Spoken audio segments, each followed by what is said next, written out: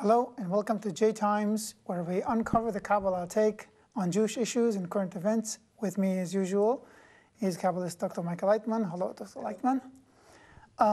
And today's show is a continuation of our previous show on social media and social networks. And in the previous show, we were talking about the source where these social networks come from. We said that the will to receive is growing and we all want to become more connected as a result. And so now we've become connected to a degree where everyone's virtually connected. We have thousands of friends of whom we know maybe 10 or 20. And that's a situation in our social media to which most of us belong. So let's play a game here. Now let's assume that you post a status on a Facebook group of Jews, a Jewish group. I am writing to a Facebook group of Jewish people. Yes, there's a Facebook group. All its members are Jews, and you want to send them a message. In that message, you want to write something that would make people bind together. What would you write, Dr. Laitman? To cause them to connect, or first just to address them? Well, whatever. You start. Well, I would... Make it 2 or 3 or whatever, however many posts you think are necessary. But what would you tell them? What would you write to them? What would you like to receive from me in order to, if you knew that I want to do good to you? So first you have to make them feel like you want to give them something good. Because usually... So I'll write to them, I would like to do good to you. So, tell me, how can I do that? They want to feel something. In that case, I would try again, and I would explain that if we will be able to unite correctly, everyone will receive wherever they want. Everything. Literally. Only through unity, through connection, without anyone sending anything to anyone, other than a message on the social network. Okay, so my name is Nathan Cohen, and I am a member of that group. And I write a comment under your status asking, hello, Dr. Laitman, welcome to the group. What is it exactly that you are suggesting? I'm suggesting fulfillment. That's very nice. Yes? But what does it mean, fulfillment? It means that I am certain that through the beautiful connection between us, we can cause each other to feel such a new feeling that we won't be able to get from any other thing in the world. And how would you define that kind of connection? Love. Friendship, at least. Consideration.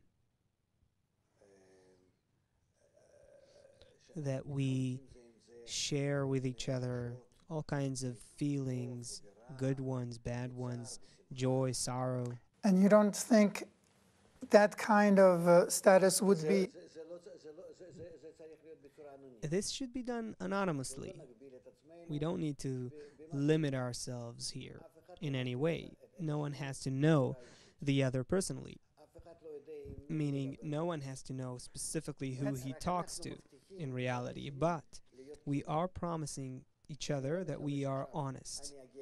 That I'm not gonna, speak as if I'm a lady, 17 years old. But everyone truly speaks from their own personality.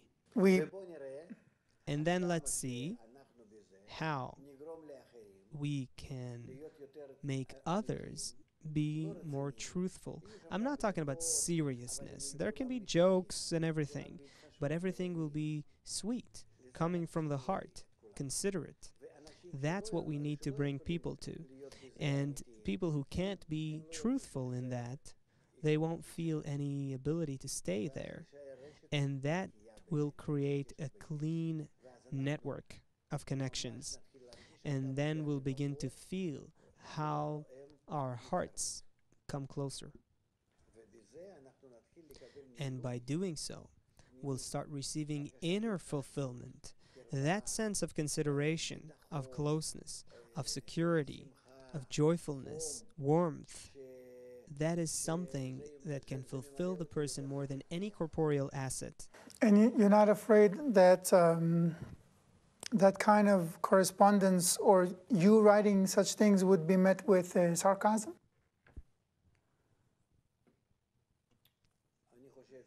I think no. I think that people who, over time, consistently will be willing for this type of connection by this open relation, truthful, honest relationship, they will simply scare away all the others who can't do that, who are not yet ready for this type of beautiful connection. Why is there There's a creation of a natural force here, a very special force that can't bear and also can't allow others who are opposite to it to bear with it. It's a special filter, as if we have to be honest about everything we write, why do we keep our names anonymous, as you suggested? For now, we're not yet at a point where we feel sufficiently, open and free to discuss these things, with our real names. Fair enough. I'll tell you why I'm asking, because I visited several Jewish Facebook groups, and what I found there was a lot of chit-chat, a lot of people saying hi to each other or talking about this and that, or at most saying Happy Hanukkah, Happy Rosh Hashanah, whatever. But no real discussion about anything, or commercials even, all kinds of stuff. How do you... and I didn't know how to create any deeper connection than what I saw in those groups. How do you go past that? How do you move on to the next level of connection? People behave on the net according to what they see in the net. Just like fish in an aquarium. If you have a bigger aquarium, they grow. A smaller one, they grow less. Yeah, I know about that. Same thing with people on the net. If you put before them and organize amongst them a special atmosphere, spirit that matches them, that fits them, that makes them feel good, that makes them feel that they are acquiring something like warmth and security and friendship and involvement and feeling each other's sorrow as well, then I'm certain that you would be able to develop a whole new network, and you will also be able to educate people there, that is, elevate them from the regular level of contact, as you're saying, which is just plain words, to a qualitative connection. That brings me to my next question. How do you see the correlation between social networks in integral education? How do you think those two can work together? I think social networks are basically something that has appeared in order for us to use them for integral education, because without integral education, humanity will not be fitting for nature, which is also global and integral. and it will delve into a deeper and deeper crisis. The mismatch between the the current human being and the egoistic society, this self-centered society, is colliding with the integral system of nature, and this is what creates, what brings about the crises in every realm of human engagement, whether it's the family unit, education, drug abuse, this cruelty that you find everywhere, including the ecological threats and the financial and economic crises and so on. All that we're missing is actually just human beings to become connected just like all the other parts of nature, because all the other levels of nature are connected: inanimate, vegetative, and animate.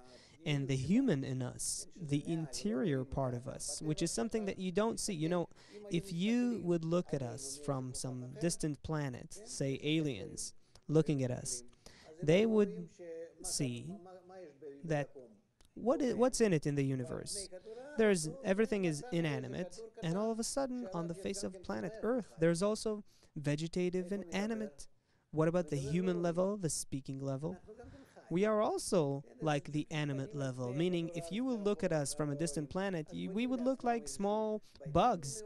You know, okay, so we build our own special houses and things like that. Nests, special nests. Yeah, and you know, it seems like a joke. Maybe like a hive of some sort. Meaning some creatures trying to survive on the face of the planet, I would say. So where is the human here? The human is our interior part. Where is that? We are burying our internality under the levels of still vegetative and animate, which is really under our egoism. If we let that internality come out, surface above the ego, and become connected as human beings, as a single network, then we'll be fitting with nature, and we will make the entire system of nature global and integral, and then we'll feel the entire power and wholeness of nature. And most importantly, this will take us to a whole other level of life, feeling eternal and whole. And this is something that even quantum physicists are talking about today. Those advanced scientists are already finding hints to these phenomena in their discoveries. So I think that all those virtual networks are in fact intended for us through integral education, meaning through connection. When I say integral education, it means educating the human to properly connect with each other. So it'll help us connect in such a way that we'll be able to find that higher level that we really call man, human. The users of Facebook and other social media, Google Plus or whatever, are usually the younger age groups, people in their teens up to maybe 40, I don't know. Those are also the people with more, I would say, evolved self-interest, egoism. So they are also more prone to be separate, to be more to themselves, to keep to themselves, while still feeling connected globally. Well, I don't think so. I think they don't know how to unite. These are people who also go out to protests on the streets in some cases, such as the Occupy people, Occupy Wall Street and so on. So these are people who are willing to unite in some way. They just don't know how. They were never taught about how this is done and why and what for. And therefore, what now keeps them together is their egoism. And this manner of connection is very transient, very based on some specific event, full of pride, full of trying to control all kinds of childish attitudes. People are taking pride in all kinds of, tricks and things, just like we see, in this entire Hollywood culture. or what you would call maybe the street culture. So I don't think that this is the desired state for them too. It's just that no one has taught them how to do, what to do, how to use this tool properly. Just look at what language they developed in order to speak between themselves and what they're talking about and what they're doing there. It's, They don't do anything there. well, I would say maybe 90% of how the young generation uses these networks is really just in vain, empty. I'm not blaming anyone here, of course. I'm just saying that there needs to be a very unique system of integral education here. And that system of integral education must educate them towards the new integral system of living, and then they'll feel the power that lies there. They're looking for power. They're looking for some new ideal, direction, a goal that is higher, greater. They're looking for this type of challenge, something closer to the purpose of life. Why are we here? What's it all about? What can we do? And they're empty, they're not fulfilled, and that's why they're confused. Some of them are immersed in drug abuse, and some of them are trying to use maybe the internet to benefit something, or some of them are hackers and so on, in the bad sense of the word, and so on. So if we were to offer integral education through Facebook, for example, what would be the reason for people to be drawn toward integral education as opposed to anywhere else on Facebook? What would be the point that would draw them? Because right now the platform allows them to go anywhere. And integral education, after all, is a demanding thing. You go through a process of self-transformation. So what would be the cause that would make them come and go through the whole process? The question is simple. What do I gain? Okay, so what are they gaining? Power. Of what? Everything. Myself, the world, nature, the whole of reality. Life and death included. Time. Motion. You'll be above everything. This is what integral education allows you. And would they feel it? How would they know You it? go out of our dimensions of time, space, and motion. You rise above the speed of light. You enter a whole new other realm. Specifically through that integrated connection where you lose yourself. Look, what's integral connection? When I connect myself with the social, the society, and I lose myself there, through that I burst into the upper world. And then I see the entire world to the very least detail, even the littlest electrons and atoms, and how it all behaves as one single system. You see it and you feel in control of it. You're above it. You come to acknowledge the entire nature, where it works, how it works, where it's going to, where it's headed, and you don't need to correspond with anyone or text anyone for this. You live everything simultaneously. This is a good reason to study integral education, no doubt. At what point during the course do I begin to sense that this is actually what I'm getting?